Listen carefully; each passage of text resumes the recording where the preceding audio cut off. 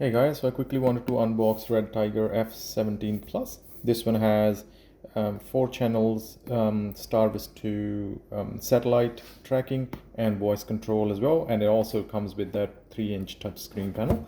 So I've just removed the plastic film on top. Let's remove the box. Comes with this, instruction page there, which is made out of paper, actually not plastic. Here's the setup itself. You get your electrostatic sticker and the user manual. This is the sticker that you use to mount on your windscreen. Then you get the rear camera cable. The packaging is actually really good. So rear camera cable, and then you get the main power supply, adhesive strips, some cable management clips, and some tools in it. Let's see what tools are these. These are adhesive clips. Those panel plastic tools, that's actually pretty good quality, surprisingly.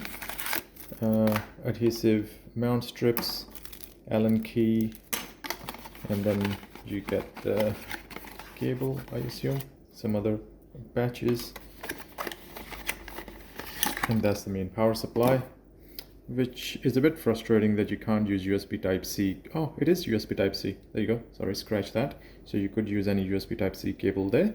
And it does have another port coming out of there.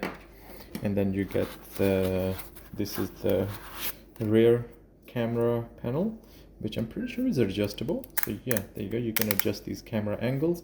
This one is static. Oh no, this one is movable as well. That's actually pretty good.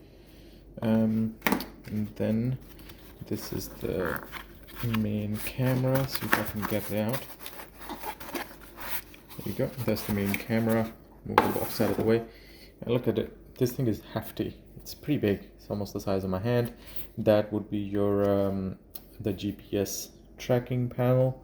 This is where the power would go, and this is where the Type-C cable for the rear camera would go as well. This is really good to see that it's got all USB Type-C everywhere.